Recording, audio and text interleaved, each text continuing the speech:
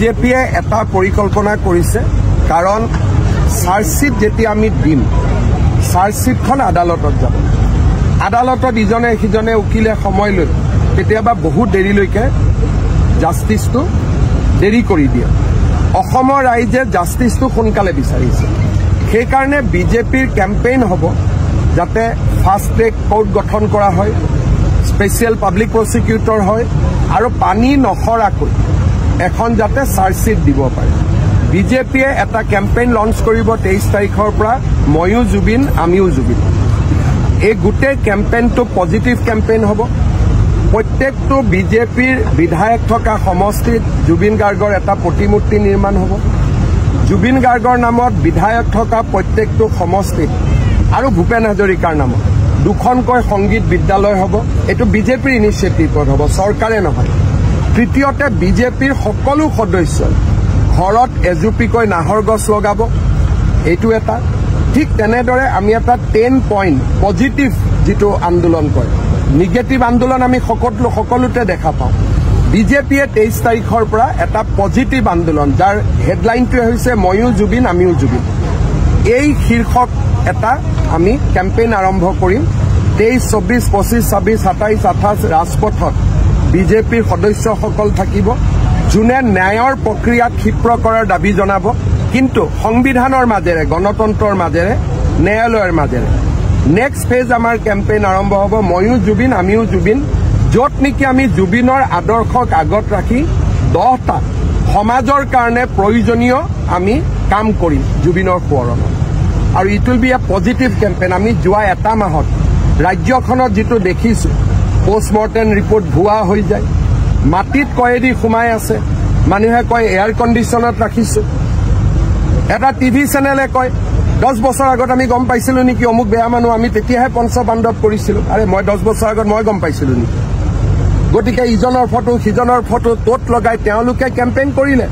তেওঁলোকৰ ফটোটো ওলোৱাৰ লগে লগে তেওঁলোকে কৈ দিলে যে আমি 10 বছৰ আগত কেনেকে গম পাম যদি আপোনালোকে গম নাপায় আমি কেনেকে গম পাম তাৰ মানে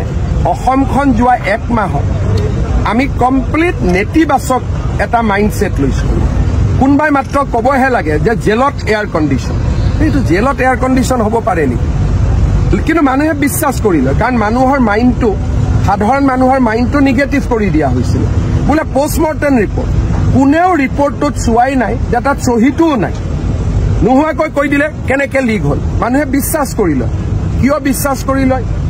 বহুতে নিজৰ লাইকস বা নিজৰ ফেসবুকত লাইকস বঢ়াবৰ কাৰণে ইটো বঢ়াবৰ কাৰণে এনেকুৱা নিউজবোৰ দিয়ে নিউজবোৰত 5 6 10,000 লাইকস হয় বিভিন্ন ধৰণৰ স্বাৰ্থত জুবিনৰ আদৰ্শটো কৰবাত থাকি গ'ল বিভিন্ন ধৰণৰ স্বাৰ্থত মানুহবিলাক নামি পৰিল সেইকাৰণে বিজেপিৰ লক্ষ্য হ'ব যে আমি মানুহক আকৌ এবাৰ সংগঠিত কৰিম যে এইখন অসম আমি কেতিয়াও বিচৰা নাই আমি এখন অসম বিচাৰিছো য'ত ন্যায়ালয়ে দ্ৰুতগতিত ন্যায় দিয়ক অভিযুক্তৰ শাস্তি হওক লগত অসমৰ উত্তৰ পুৰুষৰ বাবে যাতে জুবিনৰ আদৰ্শক আমি জীয়াই ৰাখিব পাৰোঁ অসমৰ নপুৰণি কবি সাহিত্যিকৰ বাবে সুখবৰ প্ৰভাতী অসম সংবাদ গোষ্ঠীৰ দ্বাৰা পৰিচালিত সাপ্তাহিক কবচে আয়োজন কৰিছে এখন কাব্যগ্ৰন্থৰ প্ৰতিযোগিতা সহকৰ্মীৰে 30টা বৰ্ষত খোজ থোৱা অসমীয়া সাপ্তাহিক কবচ কাকতখনৰ উদ্যোগত কাব্যগ্ৰন্থ প্ৰতিযোগিতাৰ আয়োজন কৰা হৈছে 2022 চনৰ পৰা বৰ্তমানলৈ প্ৰকাশিত অসমীয়া কাব্যগ্ৰন্থ দুকপিৰ লগতে লেখকৰ সম্পূৰ্ণ নাম ঠিকনা সঠিককৈ লিখি অহা 30টা মেম্বৰৰ ভিতৰত তলত দিয়া ঠিকনাত ডাকযোগে পঠাব পাৰিব আমাৰ ঠিকনা সাপ্তাহিক কবচ প্ৰভাতী অসম সংবাদ গোষ্ঠী বিজয়নগৰ ডাকঘৰৰ সমীপত কলিতা মাৰ্কেট 3য় মহলা জিলা কামৰূপ অসম 781122 মোবাইল নম্বৰ হৈছে 9435114666 অথবা 6003971898 অথবা 9864084600 অথবা কাৰ্যালয়ত হাতে হাতে জমা দিব পাৰিব এই প্ৰতিযোগিতাত বয়সৰ কোনো সীমা নাই অহা জানুৱাৰী মাহত ফলাফল ঘোষণা কৰাৰ লগতে বঁটাসমূহ বিতৰণ কৰা হ'ব সকলো প্ৰতিযোগীকে মানপত্ৰ প্ৰদান কৰা হ'ব